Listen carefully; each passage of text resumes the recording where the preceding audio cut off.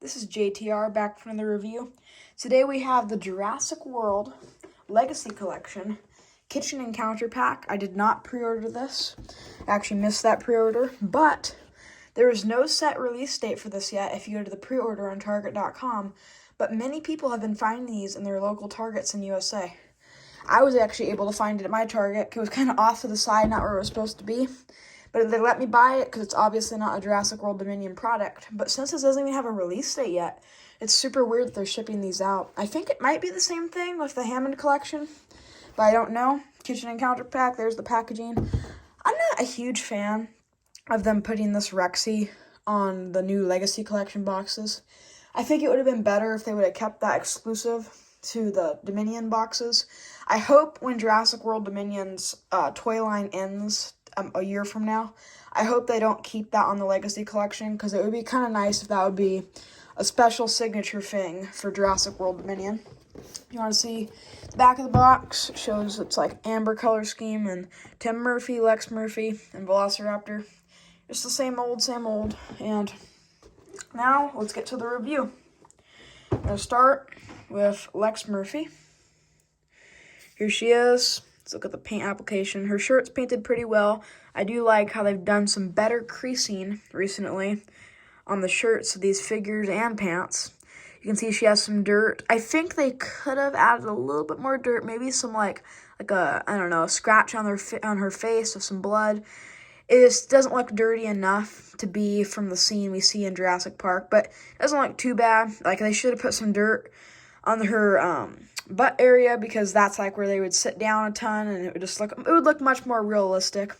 And the eyebrows are definitely way too vibrant, and you can just see them so much, and you weren't able to see it like that in the movie. The prototype of this figure looked much better than this. And yeah, her boots are painted. The laces aren't painted, but that's kind of obvious. And yeah, not too much paint. I do like how they braided the hair. It doesn't look too bad. It looks much better than I think the Ellie Sattler we got a long time ago. The hair just looked really bad because it wasn't painted. I feel like if it would have been painted, it would have looked much better, because it just looked like too plasticky. But she also comes with a little frying pan. I do like they've definitely matched the color really well on the frying pan. There's a nice thing for Mattel. Now, let's get to some views. See if she'll be able to stand up. View 1. That's a little bit. I need to go back for you guys. I'm going to take the frying pan out of her hand for you guys. View 1. View 2. Sorry, it's so far away. View 3. View 4. Now let's get to the articulation. There actually used to be a ball joint. Actually, there still is on the adult figures, like Dr. Alan Grant, Owen Grady, all those. But there's a joint here, and they're not putting it on the kids from Jurassic Park, and that sucks, because that was a really good articulation point that we all loved.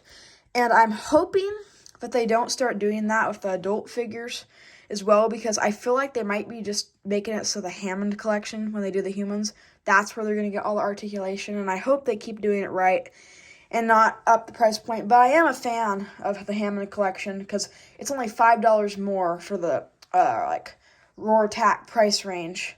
I mean, size. It's only $5 more, and they have way better paint, way better articulation, so that is worth it.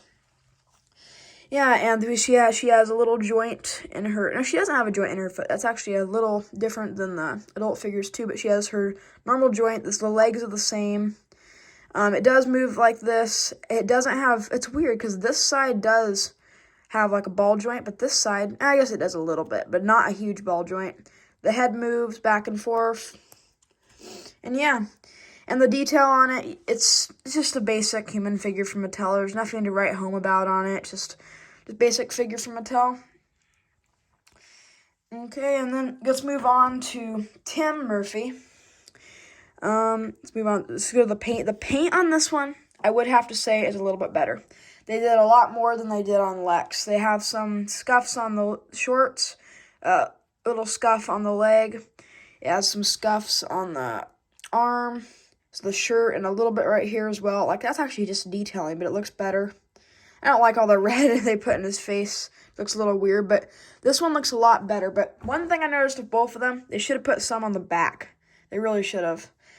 But yeah, now let's get some views. And this one's even going to be harder to see because it's even smaller. Typical Mattel. View 1.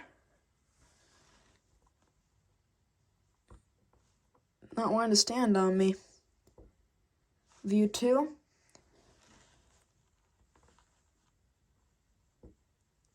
Yeah, these are not wanting to stand. View 3. View 4. Now, it's just basically the same amount of detail they put on Lex of this one. I do like how the shirt is like more of a rubbery material.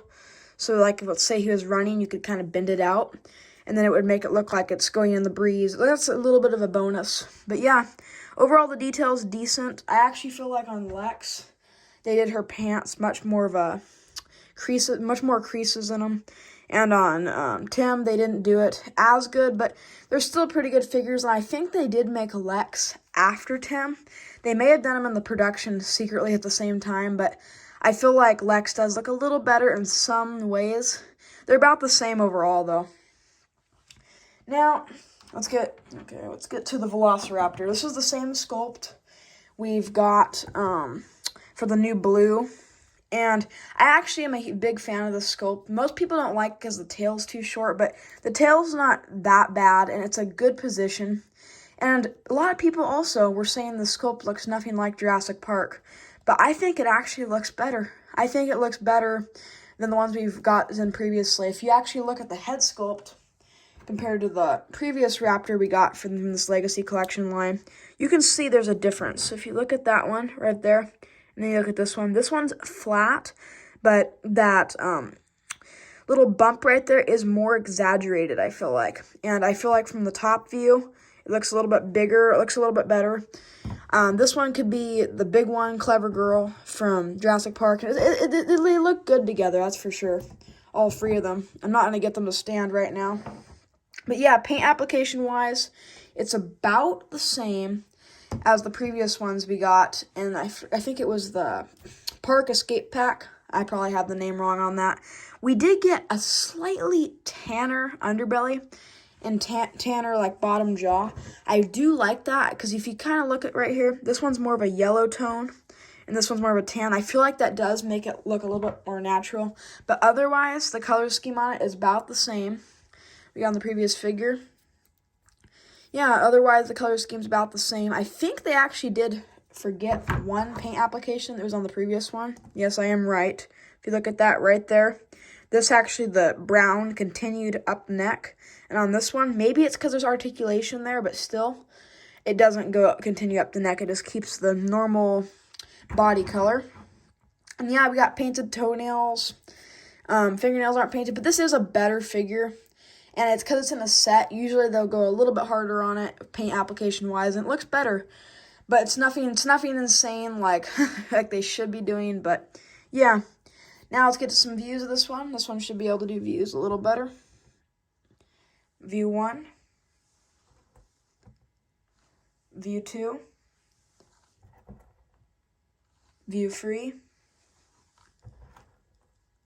View 4. Now, let's get to the articulation. We got some articulation in the legs, the usual from Mattel Velociraptors.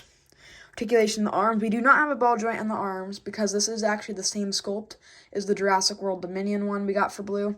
I actually don't prefer the sculpt for blue because it actually you can do a lot of the articulation.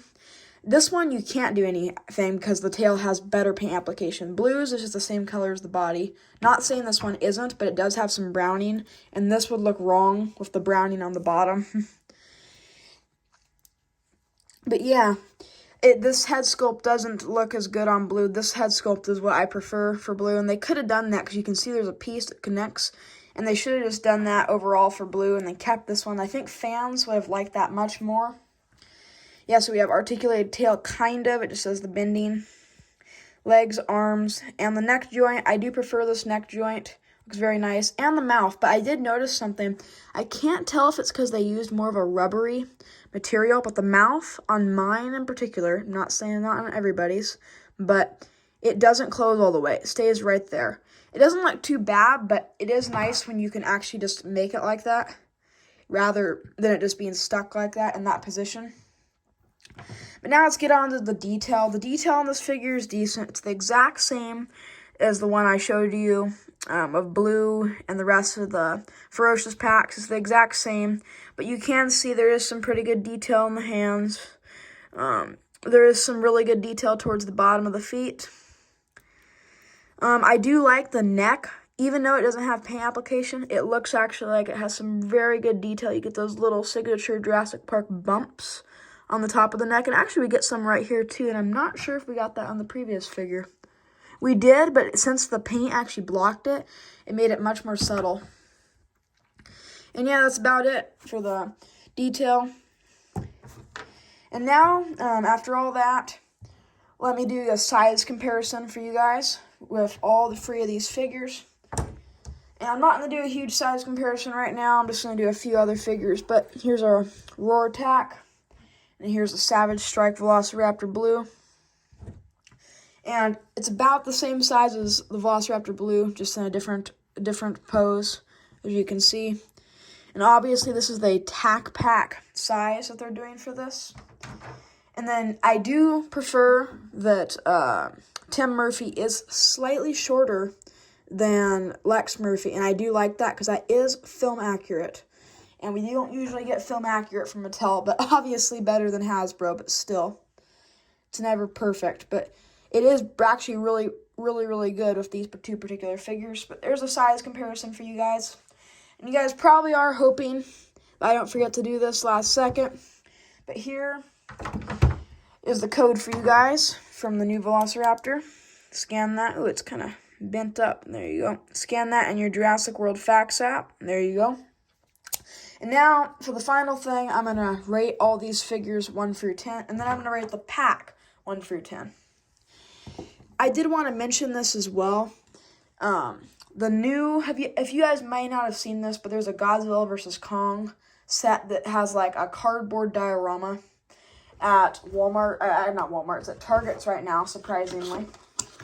And that set, to me, isn't much better than there just being a background right here as a diorama. And a lot of people are complaining about there being no kitchen. And not saying I'm not complaining about that, but you can do some pretty good toy photography with this little background that's in the box. And it looks good in the box, too, if you want to keep the figures sealed.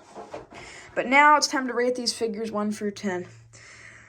Tim Murphy, I do like the dirt on him. He looks pretty film accurate. I actually give him a 9.5. There's not much more they can do besides the articulation. There's really not much more they can do, especially for this price point. Lex Murphy, I'd give her, I don't know, an 8.5. There is a lot more that they could have done with her. Not as much dirt on her. Her eyebrows look a little weird. And this Velociraptor, one thing I have noticed with both of the times we've gotten these Jurassic Park Legacy Collection Raptors from Mattel is they can't seem to paint the eyes right. It's probably hard to tell on camera, but one of these 2 eyes isn't painted correctly, and it's even way worse on this figure. You can see this one right here is painted correctly, and this one right here has like completely splotched with some brown, or it almost looks like it's been rubbed off. But I still do rate this figure. I'm not going to rate it for what's messed up with it, because it's not always going to be like that when you buy the figure. So overall, I'd rate that figure also 9.5, because there's only a few things they could really do.